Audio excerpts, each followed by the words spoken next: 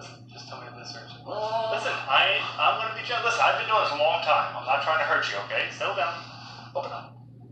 Open up, it's okay. I'm scared I won't go back to sleep again. No, listen, just bear with me. Believe me, I'm not an aggressive person. Back up the room, whatever you want, but we'll get everything ready for you. We'll give you your first dose of all your medications now. Just so you have something on board. All right? Any questions? I have lots of questions, and it's never all right that your patient has to be given an inferior level of care just because there's a different demographic struggling. I'm sorry, sir. You're offending me, and I can't listen any longer.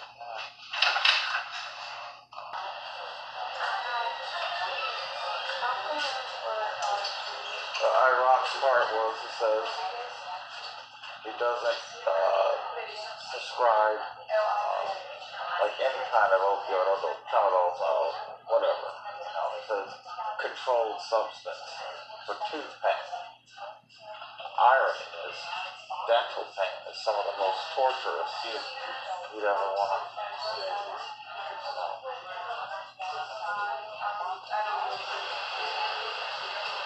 Okay. So pretty much you roll with the clutches of poverty, homelessness. And I can't really say, because I agree, he probably does withhold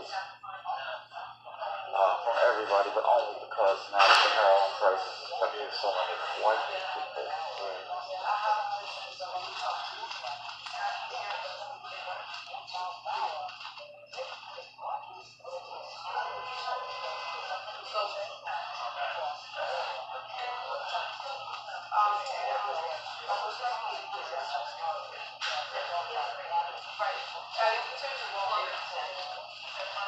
Is everything all right, sir? Is everything okay?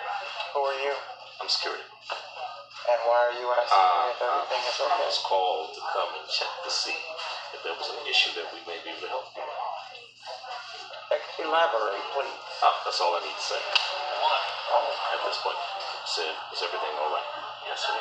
No, I want more details as to why security was called, because I was having a simple conversation. Now you're witnessing more. Sir, I don't know anything about what he's witnessed. The only thing that was called to my attention is that perhaps there may be an issue going on in the ER. I do my little more investigation. They're saying that there might be some racial discrimination going on. I don't know. Is there? You're asking me if racial discrimination No. is going on? This is part of what the conversation was to me. And I'm asking you. I asked you previously, is everything okay? That's all I need you to ask. Is everything okay? The fact that I have been descended upon by security. Yes. Yes. Okay, hold on. I'll talk to you in a minute. Yes. Descended upon by security and being treated in a criminalistic. I'll tell you what. What's your name, sir? What's your name? Charles Dunbar. Mr. Dunbar. Okay. We haven't descended on you. You're here, are you not? It's my job, sir, to investigate all calls, sir. Okay. Okay, and I'm investigating this call.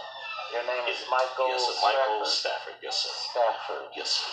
And if there isn't any issue or problem going on, then I'll leave. I asked you previously, are you okay? Yes or no? Are you okay, sir? Why aren't you having that conversation with the person that'll work with you? Sir, I just came to ask you a question, Mr. Dunbar. Are you okay, Mr. Dunbar? Mr. Dunbar, are you okay? By asking me that question makes me not okay. Okay, sir, I'll tell you, I won't ask you any more questions because evidently you must be okay at this point, okay? Thank you. Have a good night. If you have any issues, please don't hesitate to reach out to me, okay? Thank you. Have a good night. Have a good night. Yes. And look, see, you would have thought that I was screaming and using profuse language. I was not.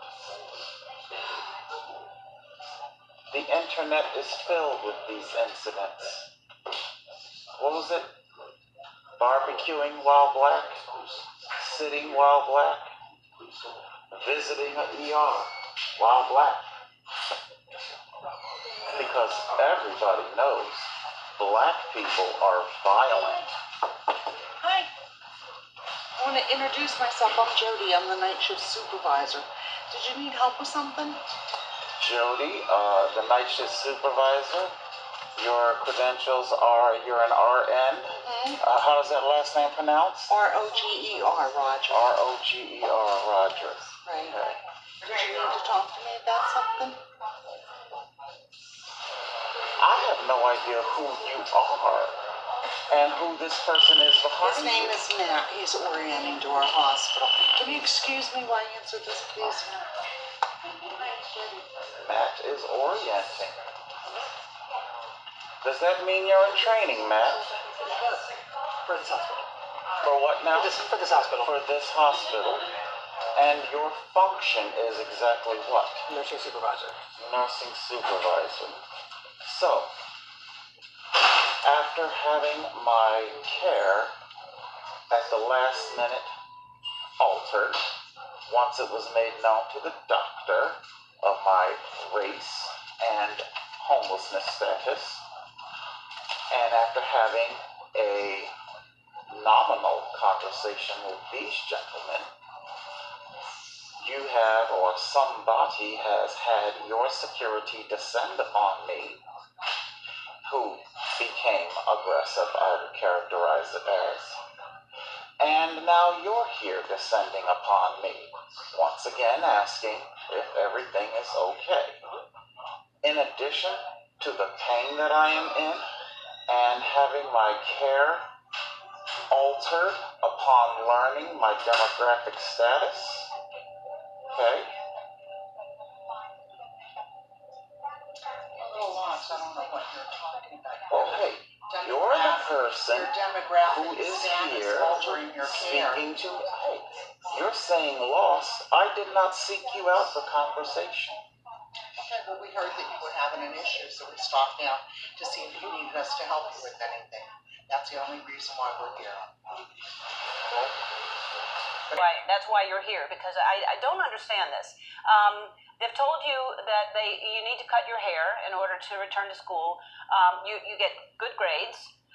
You've never been in trouble, ever. This is the first time anything has come up, and now you haven't been in school for weeks because of this situation. So, okay, when did this dress code happen because you've been wearing your hair up, right? Mm-hmm. Okay. Every day I would go to school, I would always be in dress code, but the thing with them is, if it was let down, I would be out of dress code, and this issue really escalated about after Christmas break. So you were wearing your hair up, and that was fine, but the point was, if you let it down, it would be past your, what is it supposed to be past? It's not supposed to be past your ears? Yeah, it can't be in your face, past your ears, or touching your collar. Okay. But are there girls in your school? Oh, yeah. Okay, and do the girls have long hair? There's plenty of girls with long hair at my school. Like, if girls can have long hair, why can't I That's have my long hair? point. That's what I don't understand. Like, my hair really it's really important to me because my dad is from Trinidad, and it's part of our culture and our heritage, and I really wish the school would kind of be open to other cultures and just at least let us try to tell you some things. Don't just shut us out. yeah, yeah.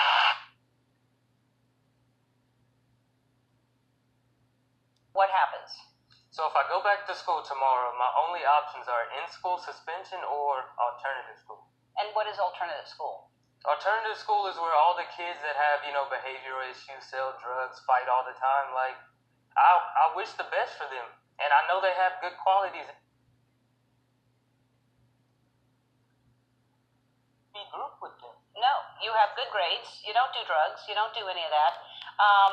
And they won't allow you to walk in graduation, which is the biggest. You get that far through school and you want to walk graduation. Like, I've worked for this all my life. I've strived for this. Yeah. I deserve this moment to walk across stage and enter into life. My parents deserve this. Yeah. Like, they're the ones who, they got me through anything, and, they just taught me everything. They deserve to see me walk across the stage. They sure do. All right, well, unconditional love. Listen, do you know how much school that is? Like, you have to go to more school than a doctor for people. Like, it's a long time, but I love that you want to do that. That's amazing. I have to say something into this camera right here. I am begging you. This kid is a good kid. He deserves to graduate, to walk with all the other kids.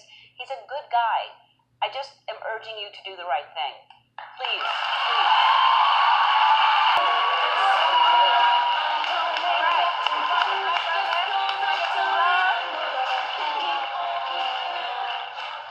All right. Well, I'm so happy to surprise you, and I want to tell you that I couldn't believe the story when I heard it, and I'm super proud of you for standing up for what you know is right. And I know that the school needs to do the right thing. And me and Ellen, we called our friends at Shutterfly because we know that you're a special person and you're destined for already such greatness. And we wanted to support that greatness and invest in that greatness. And so we wanted to present you with a check for $20,000.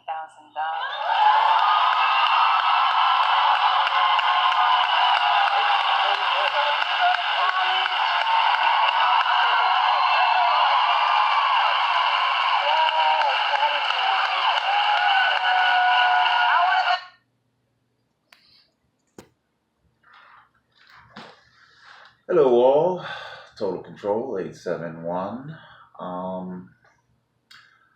Thank you for bearing with the long intro. I'm not feeling well at all tonight. Your boy TC isn't feeling too good. I have been struggling with, I'm always struggling with depression. However, the past couple of weeks, I have noticed that, it's like the train of depression that my locomotive pulls every day. It's like, it feels like there's 20 extra cars attached, and so I do what I do best. I start immediately analyzing myself because I'm the only person who's qualified to do that. Yes, I know how that must sound to some people, especially the professional medical community.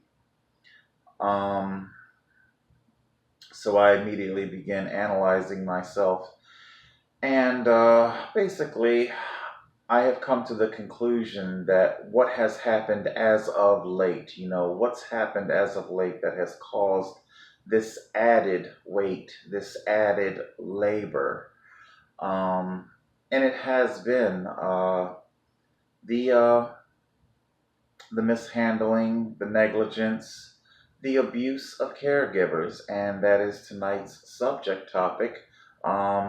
When you're abusive caregivers, that's our subject. I know I'm referencing the Dr. Pinkerton recording tonight. This is not going to be a rehashing of the opioid thing.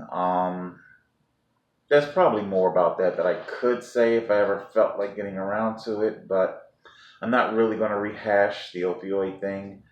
But what I want to point out to you is what happened there was that a person that is designated by trade, that is supposed to help people, not just me, but everybody that comes across them,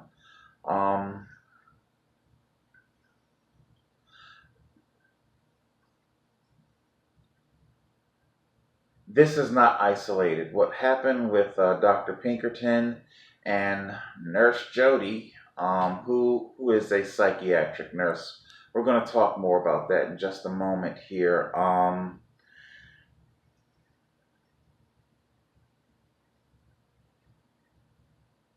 Throughout my life, people who were supposed to, either by trade or by biological family status, people who are supposed to help you, supposed to be in your corner, I honestly don't think there's any more room for any more knives to fit in. The backstabbing is just, you know, um,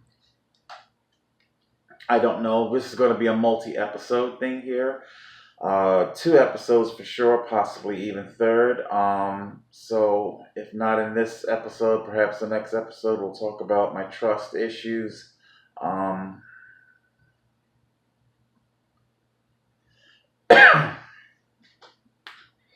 When I was discharged from the hospital that night, they also sent me home with suicide prevention, the 1-800 suicide line and shit.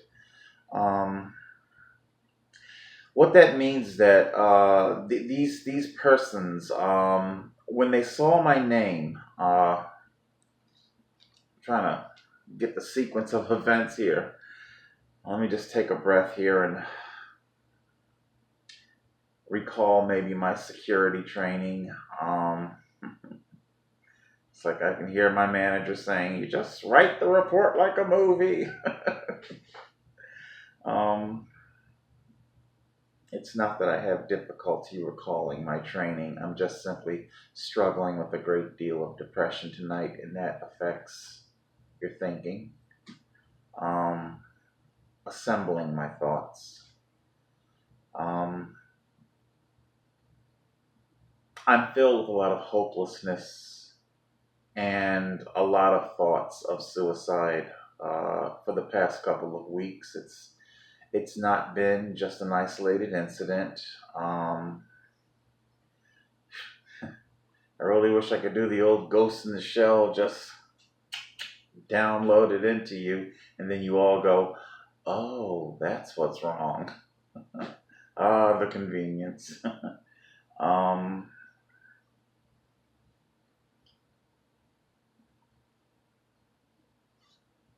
These people are supposed to help you.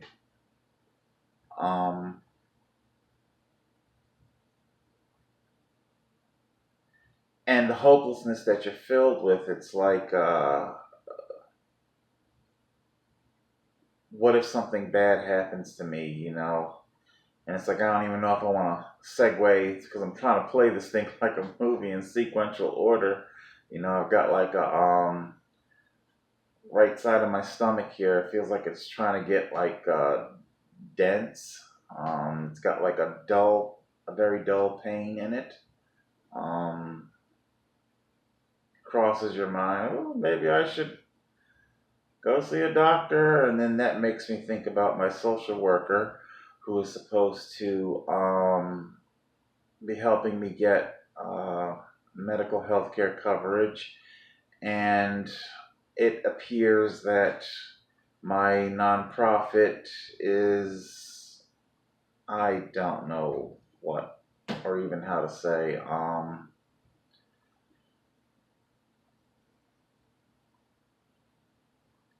it's like I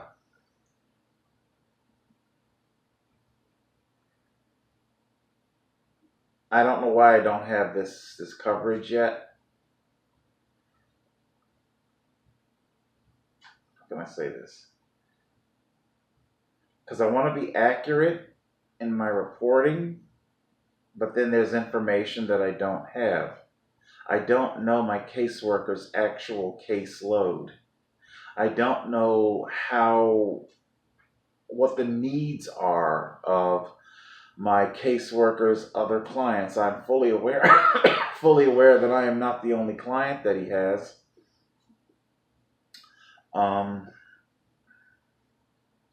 But I do come away feeling like I am just being pushed to the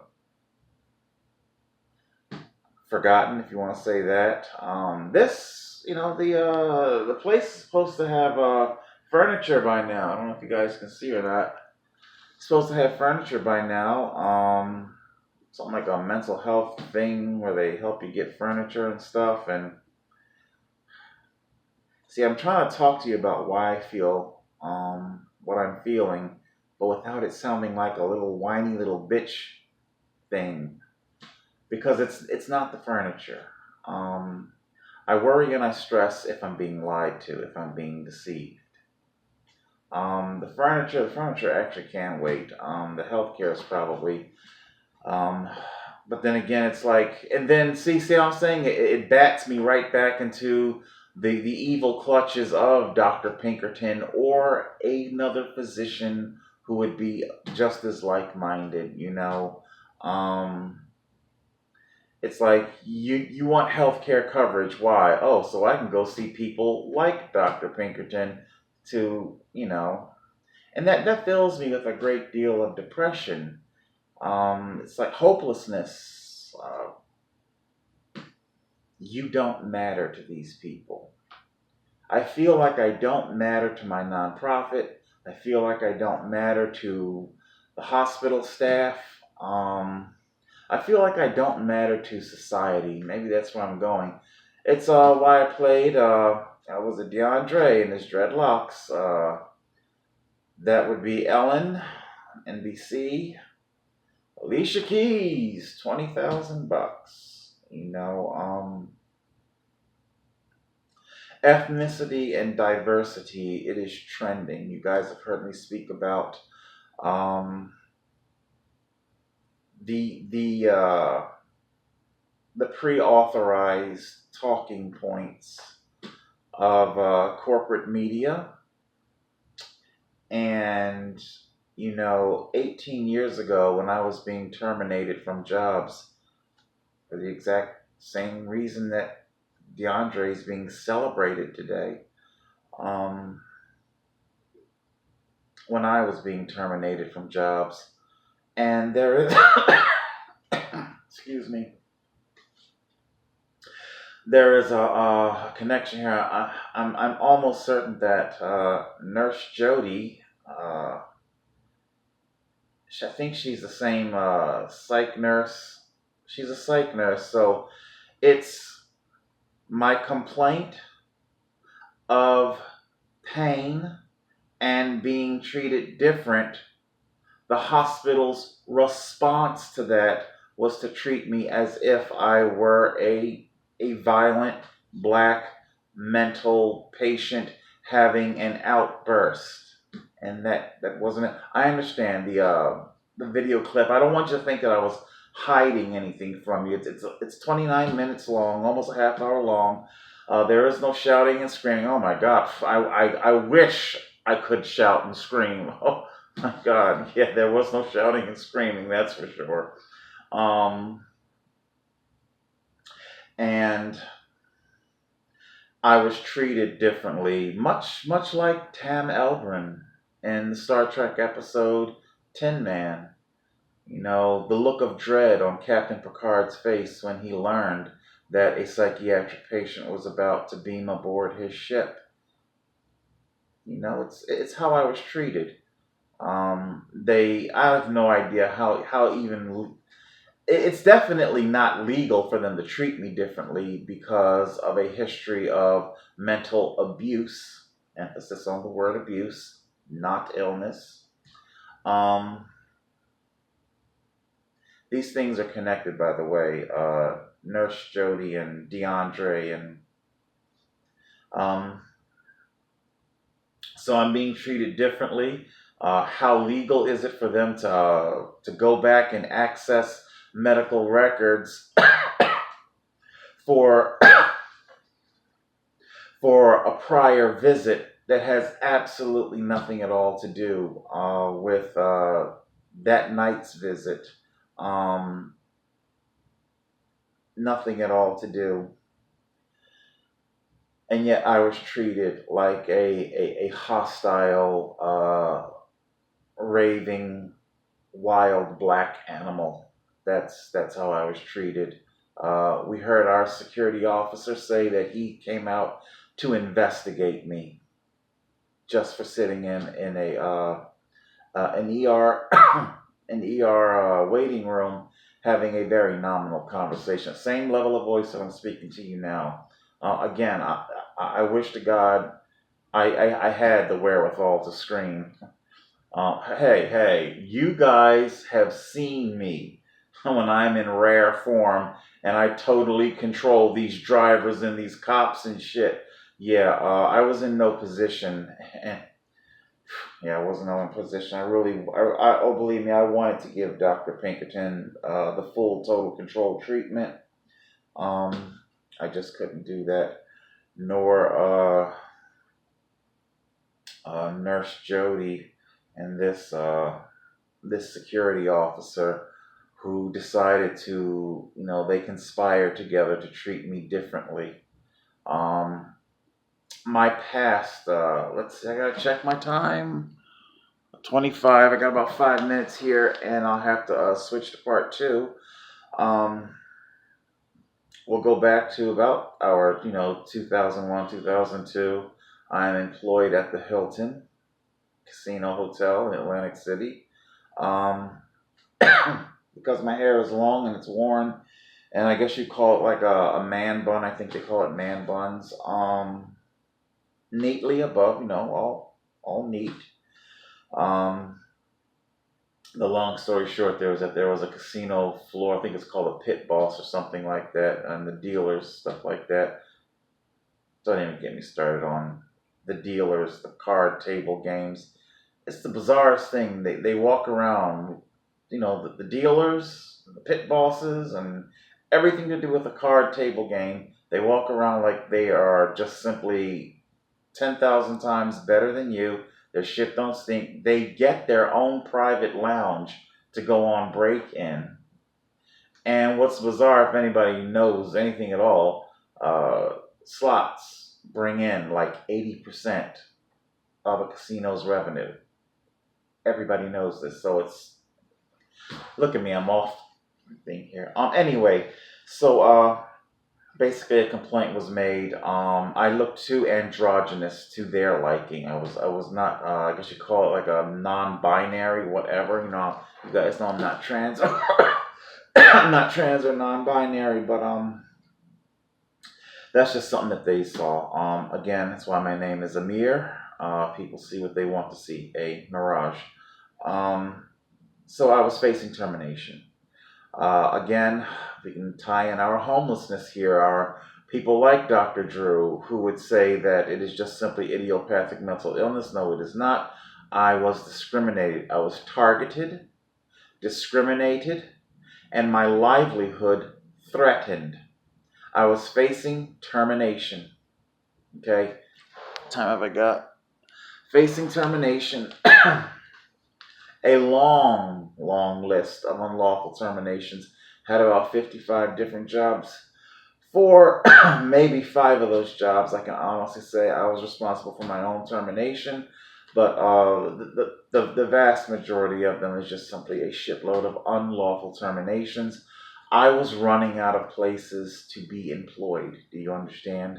It's like the casinos are on the beach, the Atlantic Ocean. It's like that beach represented the end of my chances for having a decent middle class life. And I had really knuckled down, making sure that I am on point on this job, this security job. I was learning all the different parts of the job, so I ended up becoming fire command officer. Ooh, by the way, you guys remember when I was telling you guys about how it's a long story and Hawaii and old stuff and Towering Inferno, the burning building out in LA, how it didn't have a sprinkler system and they try to go into the stairwells to evacuate. And they said they were met by just walls of black smoke. At the top of the roof, in addition to a wet system, a sprinkler system, they've got like, looks like your car air conditioner vent, a little slide thing where it close, open, It's like a huge, big vent. It opens up during a fire. It's called negative air pressure. Vectors air downward that enables people to evacuate. Anyway, like I say, I had all this fucking knowledge. I only segued there just to remind you that I have all this knowledge, because you hear a lot of that with our conservative people, lazy bums, they do nothing, they're not worth it. I want you to understand that I did the best that I could to make myself as valuable as possible, as valuable of an employee as possible. And it was all for naught. I just simply occupied something about me, because it's spiritual, it's a bunch of stuff. Anyway,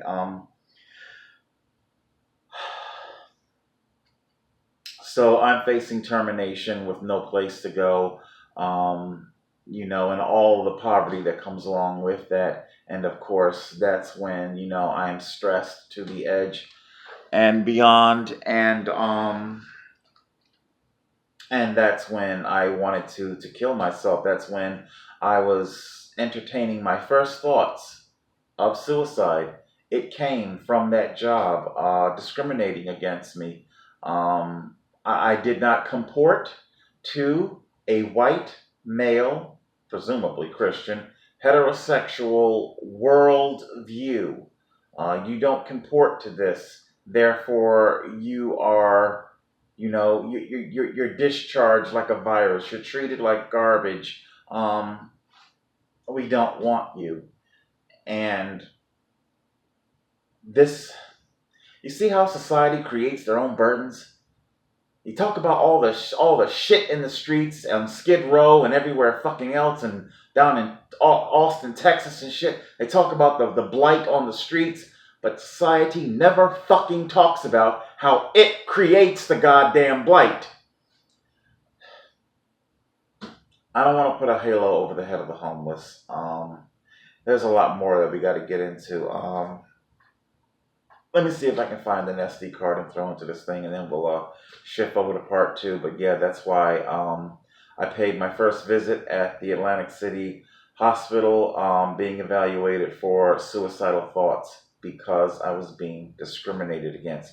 It's not idiopathic. It doesn't come out of anywhere. There is no mysterious origin to so many of these mental traumas. You damage us, and then you fault us for being damaged. Please stick around for part 2.